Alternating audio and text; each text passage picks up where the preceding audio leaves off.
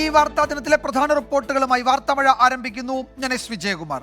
മലപ്പുറത്തെ സ്വർണ്ണക്കടത്തിനെ കുറിച്ചുള്ള വിവാദ അഭിമുഖത്തിൽ മറുപടിയുമായി മുഖ്യമന്ത്രി പിണറായി വിജയൻ. ഏതെങ്കിലും ജില്ലയെയോ മതവിഭാഗത്തെയോ അപമാനിക്കുന്ന പരാമർശം താൻ നടത്തിയില്ല. പറയാത്ത കാര്യമാണ് ദ ഹിന്ദു പ്രസിദ്ധീകരിച്ചതെന്നും മുഖ്യമന്ത്രി പറഞ്ഞു. അതേസമയം മലപ്പുറം ജില്ലയുമായി ബന്ധപ്പെട്ട പരാമർശം PR ഏജൻസി എഴുതി നൽകിയതാണെന്ന് ദ ഹിന്ദു വിശദീകരിച്ചു. കേസൺ എന്ന ഏജൻസിയാണ് മുഖ്യമന്ത്രി പിണറായി വിജയന്റെ അഭിമുഖം നിർദ്ദേശിച്ചതെന്നും ഹിന്ദുവിന്റെ വിശദീകരണത്തിലുണ്ട്. വീഴ്ചയിൽ പത്രം ഖേദം പ്രകടിപ്പിച്ചു. കാണാം ഇന്നത്തെ ഏറ്റവും പ്രധാന വാർത്ത, ലീഡ് സ്റ്റോറി.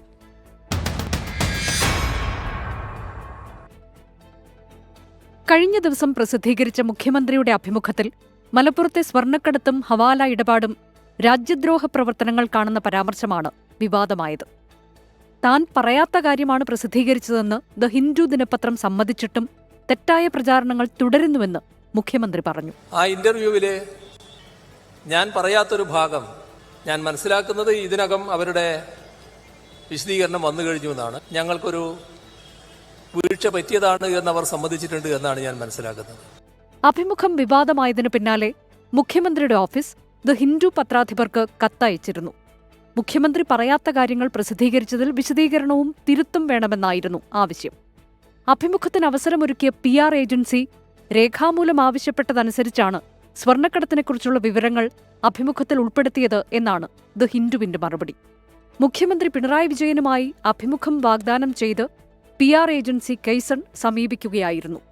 സെപ്റ്റംബർ 29 രാവിലെ 9 മണിക്ക് കേരള ഹൌസിൽ വെച്ച് ദ ഹിന്ദു പ്രതിനിധി മുഖ്യമന്ത്രിയുമായി അഭിമുഖം നടത്തി. PR ഏജൻസിയുടെ 2 പ്രതിനിധികളും ഒപ്പമുണ്ടായിരുന്നു. 30 മിനിറ്റോളം നീണ്ട അഭിമുഖത്തിന് ശേഷം ഏജൻസിയുടെ പ്രതിനിധികളിൽ ഒരാൾ ബന്ധപ്പെട്ടെന്നും സ്വർണ്ണക്കടത്ത് ഹവാല ഇടപാടുകൾ സംബന്ധിച്ച വിശദാംശങ്ങൾ അഭിമുഖത്തിൽ ഉൾപ്പെടുത്താൻ അഭ്യർത്ഥിച്ചു എന്നുമാണ് ദ ഹിന്ദുവിന്റെ പ്രസ്താവന. മുഖ്യമന്ത്രി നേരത്തെ വാർത്താസമ്മേളനത്തിൽ പറഞ്ഞ കാര്യങ്ങൾ എന്നാണ് ഇയാൾ പറഞ്ഞത്. രേഖാമൂലം ആവശ്യപ്പെട്ടതിനെ തുടർന്നാണ് ഇക്കാര്യങ്ങൾ ഉൾപ്പെടുത്തിയതെന്നും ദ ഹിന്ദു വിശദീകരിക്കുന്നു. അതേസമയം വീഴ്ച സംഭവിച്ചതിൽ പത്രാധിപർ ഖേദം പ്രകടിപ്പിച്ചിട്ടുണ്ട്. News desk 24. ദ ഹിന്ദു ഖേദം പ്രകടിപ്പിച്ചെങ്കിലും സ്വർണ്ണക്കടത്തും ഹവാലയുമായി ബന്ധപ്പെട്ട വിവരങ്ങൾ ഉൾപ്പെടുത്താൻ PR ഏജൻസിക്ക് നിർദ്ദേശം നൽകിയത് ആര് എന്ന ചോദ്യം ബാക്കിയാകുന്നു. ഇക്കാര്യത്തിൽ മുഖ്യമന്ത്രിക്കും മുഖ്യമന്ത്രിയുടെ ഓഫീസിനും വിശദീകരണം നൽകേണ്ടി വരും. കാര്യങ്ങൾ വിശദീകരിക്കാൻ സഹായം വേണ്ടെന്ന് നേരത്തെ പറഞ്ഞ മുഖ്യമന്ത്രി ഇപ്പോൾ PR ഏജൻസിയുടെ സഹായം തേടി എന്നതുകൂടി തെളിയുകയാണ്. UAE മാധ്യമമായ ഖലീജ് ടൈംസ് നേരത്തെ മുഖ്യമന്ത്രിയുടെ അഭിമുഖം പ്രസിദ്ധീകരിച്ചപ്പോഴും ഇടനില നിന്നത് കൈസൺ എന്ന ഏജൻസിയായിരുന്നു. ദേശീയ പത്രമായ ദ ഹിന്ദുവിന്റെ പ്രതിനിധിയോട് 30 മിനിറ്റ് സംസാരിച്ചതിന് ശേഷവും ആരുടെ നിർദ്ദേശമനുസരിച്ചാണ് PR ഏജൻസി ചില ഭാഗങ്ങൾ കൂട്ടിച്ചേർക്കാൻ ആവശ്യപ്പെട്ടതെന്നാണ് കാതലായ ചോദ്യം. മുഖ്യമന്ത്രിയോ മുഖ്യമന്ത്രിയുടെ ഓഫീസോ അറിയാതെയാണോ PR ഏജൻസിയുടെ നിർദ്ദേശം? അറിയാതെയാണെങ്കിൽ മുഖ്യമന്ത്രിയുടെ ഓഫീസിന് ജാഗ്രത കുറവുണ്ടായെന്ന് സമ്മതിക്കേണ്ടി വരും. ഇനി PR ഏജൻസി സ്വന്തം നിലയ്ക്ക് ഉൾപ്പെടുത്തിയതാണെങ്കിലോ അപ്പോഴും ചോദ്യം ചെയ്യപ്പെടുന്നത് മുഖ്യമന്ത്രിയുടെ ഓഫീസിന്റെ സൂക്ഷ്മത കുറവാണ്. ദേശീയ മാധ്യമത്തിൽ ഒരു സംസ്ഥാനത്തിന്റെ മുഖ്യമന്ത്രിയുടെ അഭിമുഖം വരാൻ PR ഏജൻസിയുടെ സഹായം വേണോ എന്നത് മറ്റൊരു ചോദ്യം. PR ഏജൻസികളുമായി ബന്ധപ്പെട്ട് മുമ്പൊരിക്കൽ ചോദ്യമുയർന്നപ്പോൾ മുഖ്യമന്ത്രിയുടെ പരസ്യ പ്രതികരണം ഇതായിരുന്നു: നിങ്ങൾ കുറച്ചു കാലമായല്ലോ ഇത് ഈ കയ്യിലും കുത്തി നടക്കുന്നത്. ഇപ്പം പുതുതായിട്ട് വന്നതല്ലോ. ഞാനും കുറച്ചു കാലമായി കയ്യിലും കുത്തി ഇവിടെ നിൽക്കുന്നുണ്ട്. നമ്മൾ തമ്മിൽ എങ്ങനെയാണ് സംസാരിക്കേണ്ടത് എന്നതിന് മറ്റാരുടെയെങ്കിലും പെട്ടെന്ന് ഉപദേശം തേടി മറുപടി പറയാന്നുള്ള ശീലമാണ് എനിക്കുള്ളത് എന്ന് അത് സാമാന്യ ബുദ്ധിയുള്ളവരാരും പറയില്ല കേട്ടോ.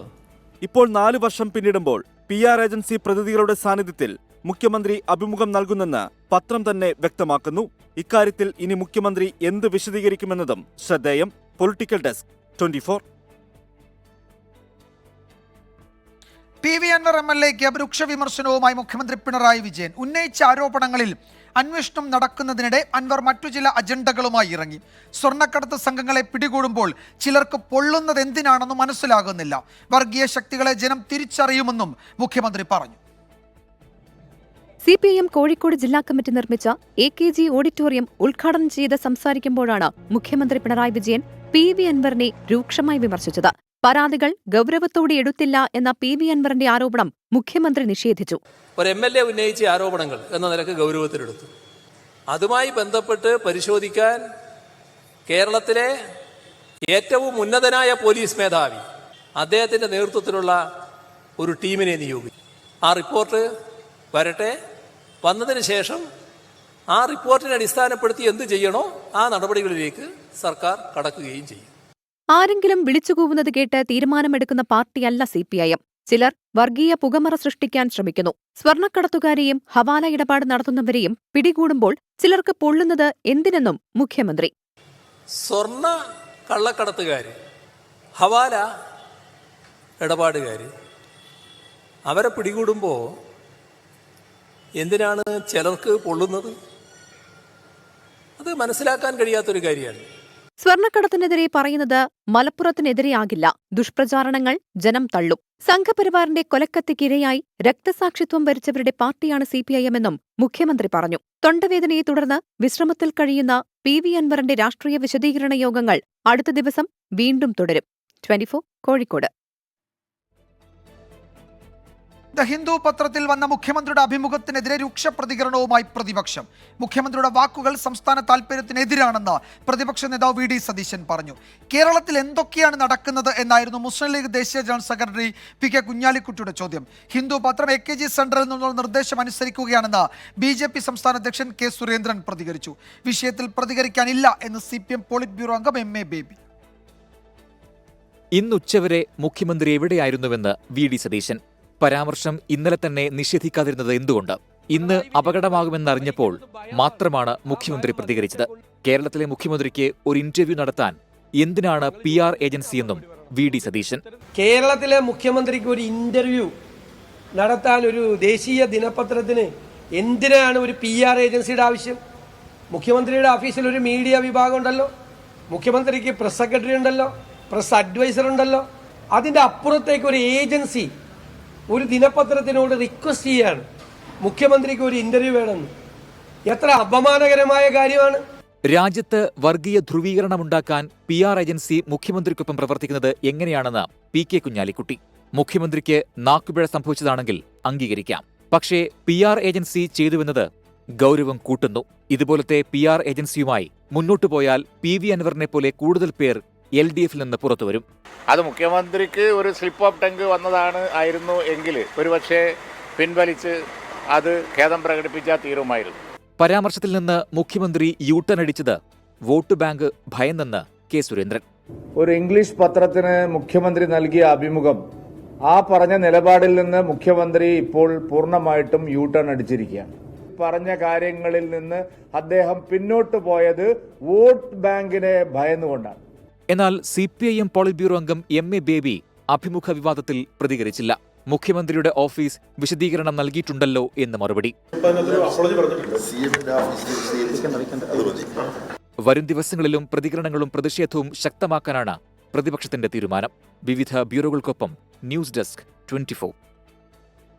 വാർത്താമഴയിലേക്ക് വീണ്ടും സ്വാഗതം. സ്വർണ്ണക്കടത്തിൽ തീവ്രവാദ വിരുദ്ധ വകുപ്പ് കൂടി ചേർത്ത് കേസെടുക്കാൻ പോലീസിന്റെ തീരുമാനം.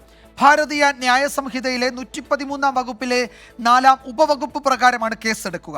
സ്വർണ്ണക്കടത്ത് ഹവാല സംഘങ്ങൾക്കെതിരെ നടപടി കർശനമാക്കാൻ DGP നിർദ്ദേശിച്ചു. ദീപക് ധർമ്മടം വിവരങ്ങൾ നൽകും കോഴിക്കോട്ട് നിന്ന്. ദീപക്, കടുത്ത നടപടിയിലേക്ക് പോകുന്നു. കുറെ കൂടി കർശനമായ വകുപ്പുകൾ ചേർത്ത് ഇത്തരം സംഘങ്ങളെ കൈകാര്യം ചെയ്യാൻ പോലീസ് തീരുമാനിക്കുന്നു.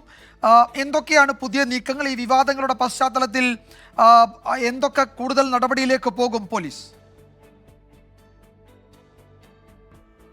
വിജയകുമാർ, സ്വർണ്ണക്കടത്ത് കേസുകളിൽ, ഹവാല കേസുകളിൽ കടുത്ത നടപടിയിലേക്ക് കേരള പോലീസ് കടക്കുന്നു.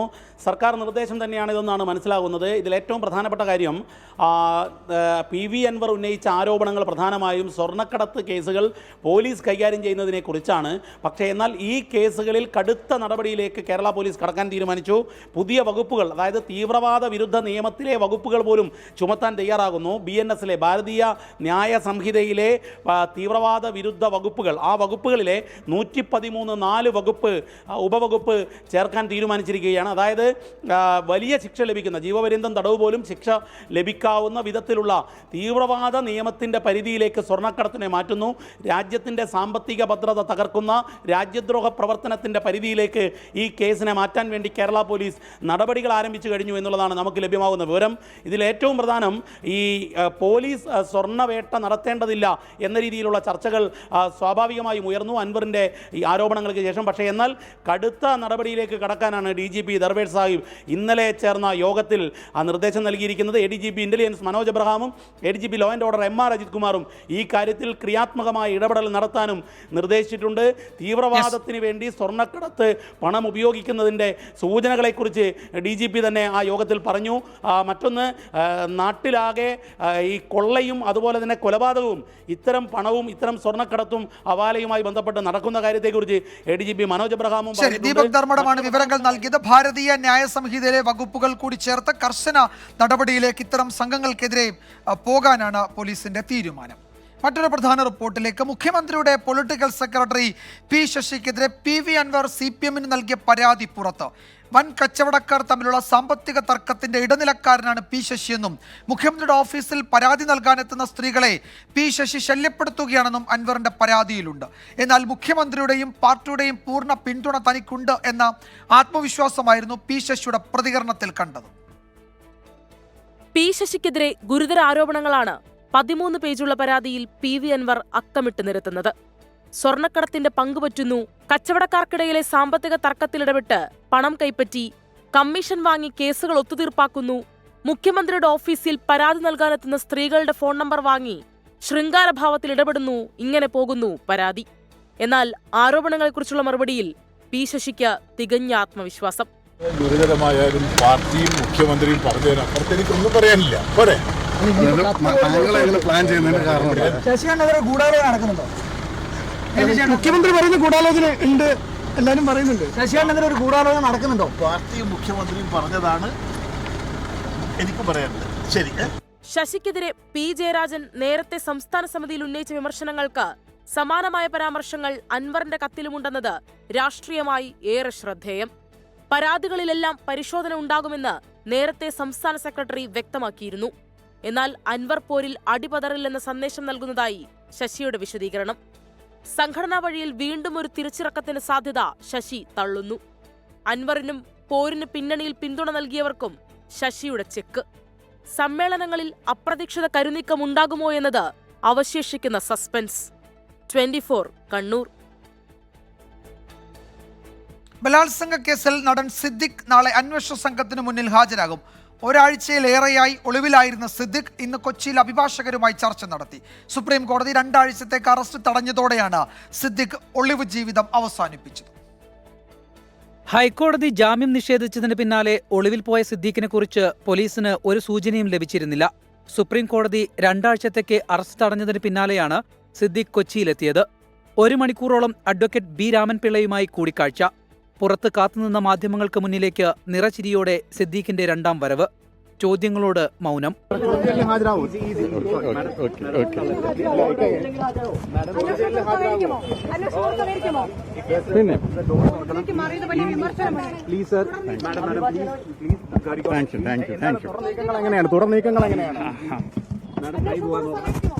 മകൻ ഷഹീനൊപ്പമാണ് സിദ്ദീഖ് കൊച്ചിയിലെത്തിയത്. അന്വേഷണവുമായി സഹകരിക്കണമെന്ന് സുപ്രീംകോടതി നിർദ്ദേശിച്ചിട്ടുള്ളതിനാൽ സിദ്ദീഖ് നാളെ തന്നെ അന്വേഷണ സംഘത്തിന് മുന്നിൽ ഹാജരാകും. ചോദ്യം ചെയ്യലിന് നോട്ടീസ് ലഭിക്കും വരെ കാത്തിരിക്കേണ്ടെന്നാണ് നിയമോപദേശം. കേസെടുക്കാൻ 8 വർഷം വൈകിയത് എന്തുകൊണ്ടെന്ന് സുപ്രീംകോടതി ചോദിച്ചിരുന്നു. പരാതി വൈകിയതിൽ ദുരൂഹതയുണ്ടെന്ന വാദത്തിൽ സിദ്ദീഖ് ഉറച്ചു നിൽക്കും. 2 ആഴ്ചയ്ക്ക് ശേഷം കേസ് വീണ്ടും പരിഗണിക്കുമ്പോൾ വാദങ്ങൾക്ക് തെളിവുകൾ നിരത്തണം. ഇതുമായി ബന്ധപ്പെട്ട ചർച്ചകളാണ് ഇന്ന് പ്രധാനമായും നടന്നത്. 24 കൊച്ചി. മൂവാറ്റുപുഴ സ്വദേശി നൽകിയ പീഡനക്കേസിൽ നടൻ നിവിൻ പോളിയെ പ്രത്യേക അന്വേഷണ സംഘം ചോദ്യം ചെയ്തു. പരാതി വ്യാജമെന്ന് ആവർത്തിക്കുകയാണ് നിവിൻ പോളി. പാസ്പോർട്ട് അടക്കമുള്ള രേഖകളും അന്വേഷണ സംഘത്തിനും കൈമാറിയിട്ടുണ്ട്. SP ഐശ്വര്യ ഡോങ്ക്രയുടെ നേതൃത്വത്തിലുള്ള സംഘമാണ് നിവിൻ പോളിയെ കൊച്ചിയിൽ ചോദ്യം ചെയ്തത്. തനിക്കെതിരെയുള്ള കേസ് വ്യാജമെന്ന നിവിന്റെ പരാതിയിൽ അന്വേഷണ സംഘം മൊഴിയും രേഖപ്പെടുത്തി. ദുബായിൽ വെച്ച് നിവിൻ പോളിയടക്കം 6 പേർ കൂട്ടബലാത്സംഗത്തിനിരയാക്കിയെന്നായിരുന്നു യുവതിയുടെ പരാതി. ഈ ദിവസം താൻ ദുബായിൽ ഉണ്ടായിരുന്നില്ലെന്ന നിവിൻ പോളി അന്വേഷണ സംഘത്തിന് മൊഴി നൽകി. പാസ്പോർട്ട് രേഖകളും കൈമാറി. കേസിൽ ഉടൻ കുറ്റപത്രം സമർപ്പിക്കും. അതേസമയം M മുകേഷ് MLA ഉൾപ്പെടെയുള്ളവർക്കെതിരെ പരാതി നൽകിയ നടിക്കെതിരായ പോക്സോ കേസിൽ ക്രൈംബ്രാഞ്ചും അന്വേഷണം ആരംഭിച്ചു. മുഖ്യമന്ത്രിക്ക് നൽകിയ പരാതിയാണ് ക്രൈംബ്രാഞ്ചിന് കൈമാറിയത്. നടിക്കെതിരെ പരാതി നൽകിയ ബന്ധുവായ യുവതിയുടെ മൊഴി ക്രൈംബ്രാഞ്ച് രേഖപ്പെടുത്തി. വിഷ്ണു സുരേഷ്, 24 കൊച്ചി. വാർത്താമഴ തുടരുന്നു. ജമ്മുകാശ്മീർ നിയമസഭാ തെരഞ്ഞെടുപ്പിന്റെ അവസാന ഘട്ടത്തിലും മികച്ച പോളിംഗ്. 6 മണിവരെ 65% പേർ വോട്ട് രേഖപ്പെടുത്തിയെന്നാണ് കണക്കുകൾ. ജാതി പറഞ്ഞ ദേശസ്നേഹം തകർക്കാനാണ് കോൺഗ്രസിന്റെ ശ്രമമെന്ന് ഹരിയാനയിലെ തെരഞ്ഞെടുപ്പ് യോഗത്തിൽ പ്രധാനമന്ത്രി കുറ്റപ്പെടുത്തി. BJP ഭരണഘടനയെ ആക്രമിക്കുകയാണ് എന്ന് ലോക്സഭാ പ്രതിപക്ഷ നേതാവ് രാഹുൽ ഗാന്ധി വിമർശിച്ചു. ജമ്മു കശ്മീരിൽ 10 വർഷത്തിനു ശേഷം നടക്കുന്ന തെരഞ്ഞെടുപ്പിന്റെ അവസാന ഘട്ടത്തിലും മെച്ചപ്പെട്ട പോളിംഗ്. രാവിലെ 7 മണിക്കാണ് പോളിംഗ് തുടങ്ങിയത്. ജമ്മുവിലും കശ്മീരിലുമായി സ്ത്രീ സൗഹൃദ പോളിംഗ് സ്റ്റേഷനുകളടക്കം 5060 പോളിംഗ് സ്റ്റേഷനുകൾ സജ്ജീകരിച്ചു. അവസാന ഘട്ടത്തിൽ 39 ലക്ഷം വോട്ടർമാരാണുള്ളത്. 415 സ്ഥാനാർത്ഥികൾ. ജമ്മുവിലെ 24 മണ്ഡലങ്ങൾ ഉൾപ്പെടെ 40 മണ്ഡലങ്ങളിലായിരുന്നു അവസാന ഘട്ടം. ആദ്യ മണിക്കൂറുകളിൽ കൂടുതൽ പോളിംഗ് രേഖപ്പെടുത്തിയത് ഉദ്ധംപൂരിലാണ്. കുറഞ്ഞ പോളിംഗ് ബാരാമുള്ളയിലും. ശക്തമായ സർക്കാരാണ് ജമ്മുകശ്മീരിന് വേണ്ടതെന്ന് കേന്ദ്ര ആഭ്യന്തരമന്ത്രി അമിത് ഷാ പറഞ്ഞു. ഒക്ടോബർ 8-നാണ് ഫലപ്രഖ്യാപനം. അതിനിടെ കോൺഗ്രസിനെതിരെ രൂക്ഷ വിമർശനവുമായി പ്രധാനമന്ത്രി രംഗത്തെത്തി. കോൺഗ്രസ് രാജ്യത്തിന്റെയും പൗരന്മാരുടെയും പ്രശ്നങ്ങൾ പരിഹരിച്ചില്ല. ജാതിയുടെ അടിസ്ഥാനത്തിലുള്ള ഭിന്നതകൾ പ്രചരിപ്പിച്ച് ദേശസ്നേഹത്തെ തകർക്കാൻ ശ്രമിക്കുന്നുവെന്നും പ്രധാനമന്ത്രി. मैं आपको बताता हूं कि आखिरकार कांग्रेस को ये सपने देखने की हिम्मत कहां से आती है। दरअसल कांग्रेस को लगता है कि भाजपा के समर्थकों ये सारे देशभक्ति से भरे हुए लोग हैं. BJP ഭരണഘടനയെ തകർക്കുകയാണെന്ന് രാഹുൽ ഗാന്ധി കുറ്റപ്പെടുത്തി. പ്രധാനമന്ത്രി വ്യവസായികൾക്ക് കോടികൾ നൽകുന്നുവെന്നും രാഹുൽ ഗാന്ധി ആരോപിച്ചു. आज क्या है रेट गैस सिलेंडर का 1200. मोदी जी भाषण में कहते हैं कि मेरी सरकार में 1200 रुपए का रेट हो गया है. नहीं कहते. हमारी सरकार आएगी, लिख के ले लो, 1200 रुपए वाला सिलेंडर 500 रुपए का आपको मिलेगा. തെരഞ്ഞെടുപ്പെടുത്ത ഹരിയാനയിൽ രാഹുൽ ഗാന്ധിയുടെ 3 ദിവസം നീണ്ടുനിൽക്കുന്ന സംസ്ഥാന പര്യടനം തുടരുകയാണ്. വോട്ടുറപ്പിക്കാൻ BJPക്കായി മുതിർന്ന നേതാക്കളും ഹരിയാനയിൽ എത്തിയിട്ടുണ്ട്. 24 ഡൽഹി. നോക്കാം കാലാവസ്ഥാ റിപ്പോർട്ട്. ഇപ്പോഴത്തെ കാലാവസ്ഥ സമർപ്പിക്കുന്നത് Berger paints 100 years of trust.